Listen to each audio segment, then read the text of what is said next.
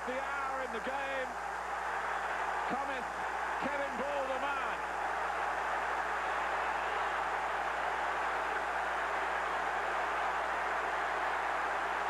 As sweet as you like. It flew past Crossley.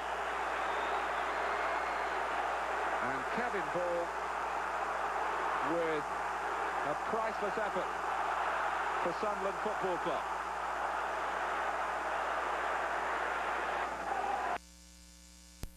Means a lot for Nottingham Forest. 4 minutes to go. Well, it was a percentage ball from the free kick, but Sunderland kept on going, and when it dropped for Des Little, a most unlikely scorer, but a most timely one for Nottingham Forest.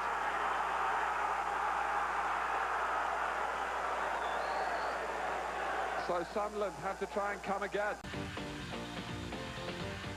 The relegation fight is warming up, and both these two teams are deeply entrenched, with Coventry seeking a first win in 8 games and West Ham hoping to maintain a recent revival. Running the rule over candidates for his Welsh side was Bobby Gould, who played for both teams and managed Coventry. Coventry haven't enjoyed too much luck lately, but had a slice of good fortune inside the first 10 minutes as they took the lead. It seemed the ball glanced off the head of Dion Dublin. And in fact, on viewing the replay, we can see that Kevin Richardson's cross deflected off the head of West Ham defender Mark Reaper. This to give the home side the advantage they've been threatening right from the kick-off. All Coventry then in the early phase as they sought their first win at Highfield Road since the turn of the year. But suddenly the game was transformed. West Ham level after static Coventry defending presented John Hartson with a chance to score. This was his 3rd goal in 5 appearances since his expensive move from Arsenal. That goal came on 26 minutes, and it wasn't long after that West Ham were ahead. Rio Ferdinand, the scorer this time, to expose more uncertain Coventry defending. The home side's flying start had been clinically erased, and early in the second half, their hopes of saving a precious point were over with a 3rd West Ham goal. Again, it was Hartson, razor-sharp finishing from the West Ham man that will certainly have caught Bobby Gould's eye. It finished 3-1. West Ham's survival hopes are fast improving. It was a massive game. It was a big week coming up, as I say, 3 away games. Villa, Wimbledon. I thought, to be fair, I thought if we can pick up 3 points even and don't get beaten in any of the games, I wouldn't be that displeased to come here today and not got beat. Might have been, I'd have thought, well, it's another away game gone. But to take all 3 points was a tremendous performance from the players, and I'm delighted.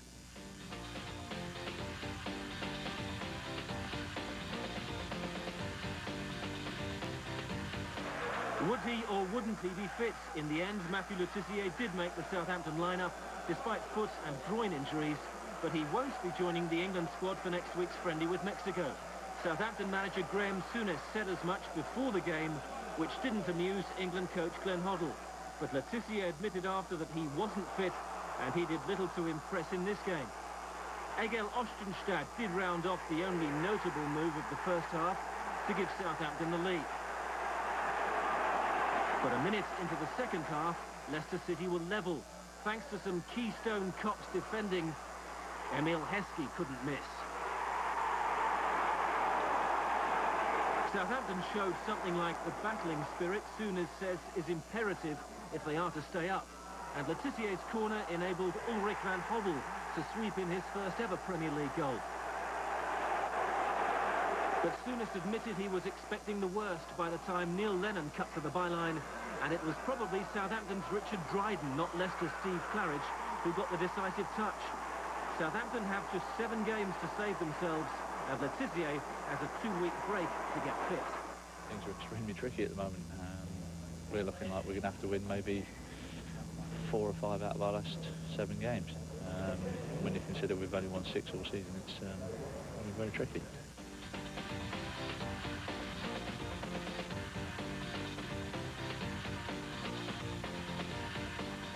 Middlesbrough are on the rise, and the twinkling feet of Juninho have been the catalyst for that change of fortune. But Chelsea have a magician of their own. Gianfranco Zola's form has been a revelation since his arrival at Stamford Bridge. Brian Robson had billed their head-to-head at the Riverside as a meeting of the Premier's two most exciting players. And it was the Brazilian who took the honours, heavily involved here in a series of escapes for Chelsea. Juninho was in dazzling form and won the match 7 minutes into the second half. His latest goal delivered with a flying header from a cross by Danish international Mikkel Beck.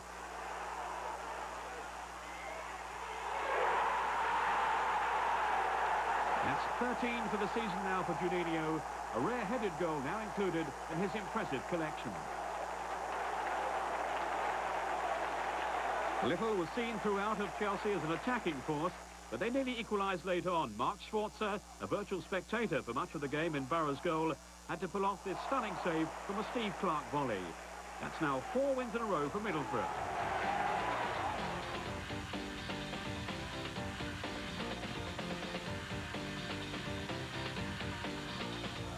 This was the first of just 5 more games at the baseball ground. Derby move in the summer, but they'll be staying in the Premier League on this form. Tentative Spurs defending was ruthlessly punished in the first 20 minutes. First by slap-happy Robin van der Laan's right foot. The Dutchman doesn't score many, neither does his midfield partner Paul Trollope, but the youngster gallops through to Beattie and Walker. An enforced substitution gave Spurs hope. Ronnie Rosenthal had just come on for Andy Sinton when he swept in Teddy Sheringham's knockdown. Spurs had come back to draw at Leicester in midweek. Their spirit wasn't in question, with Derby's defence now wobbling. Stefan Everson's shot was well saved, but Jason Dazelle made it 2-2. But Derby's need for the win was greater, and it showed. Aljosha Asanovic began to get to work. And just as importantly, luck was on Derby's side as well. A big deflection helped Dean Sturridge restore their lead. Just 60 seconds later, the points were safe. Asanovic swung over a corner, Christian Daly headed down, and Ashley Ward completed the win, the first time Derby have scored 4 in the Premier League.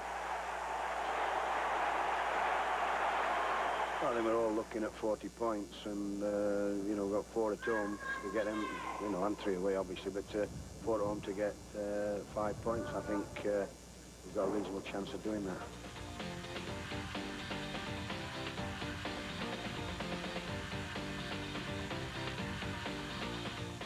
Aston Villa dominated a scrappy first half at Ewood Park and were almost ahead when Dwight York threatened.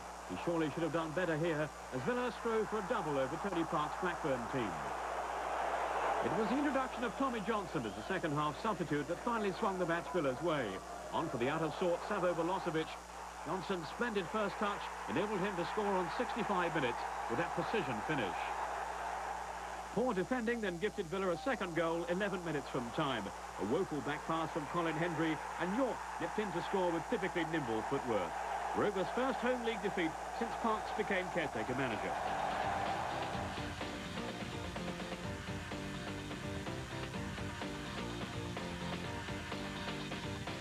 Those expecting a tight, dour Yorkshire derby were pleasantly surprised. Leeds played with a freedom rarely seen since George Graham arrived, and Lee Sharp accepted Sheffield Wednesday's invitation to run on and shoot. It triggered a spell of 3 goals in 5 minutes. Graham will have winced at the marking, but David Hurst's header was unstoppable. The same cannot be said for Rod Wallace's goal 2 minutes later. Brian Deane and Lee Bowyer roughed up Wednesday's defence, who lost their bearings, but Kevin Pressman should have stopped Wallace's shot. His embarrassment was eased in the second half, as Wednesday scored another fine equaliser made by Benito Carboni and thumped in by Andy Booth.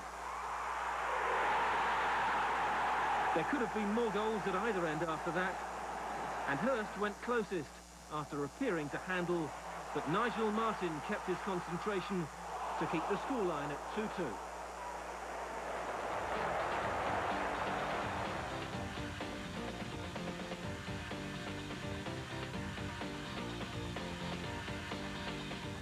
David Ginola's days at St James's Park appeared to be numbered. The flamboyant French international is officially seeking a transfer, and it seems Newcastle will be prepared to release him probably at the end of the season. There was precious little to excite fans of either team early on at Selhurst Park, at least not until just before the half-hour mark. Norwegian Øyvind Leonardsen striking Wimbledon ahead with a shot deflected in off Steve Watson. A moment of sheer class from Faustino Asprilla drew Newcastle level on 53 minutes. A brilliant free kick from the Colombian that flew past Neil Sullivan. This was Asprilla's 7th goal of the season, but only his 2nd in the Premier League, to follow his recent strike against Liverpool at Anfield. The second half was much better fare than the first, but didn't produce another goal. This was the closest to one. Darren Peacock clearing off the line from Robbie Earle. At least Newcastle avoided a 5th defeat in 6 games.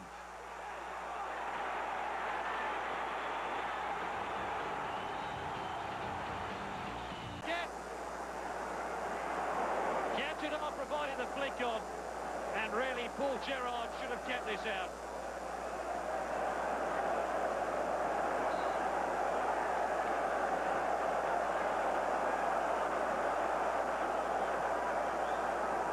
Ferguson into Beckham and beaten away by Gerrard, and then Dave Watson.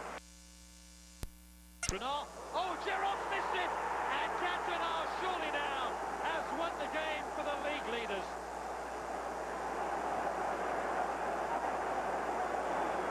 It was little more than a routine cross, but Paul Gerrard got caught in no man's land. And it was the easiest of tap-ins for Cantona into an unguarded net. Manchester United lead Everton 2-0. And Beckham has now gone off. Alistair went off in the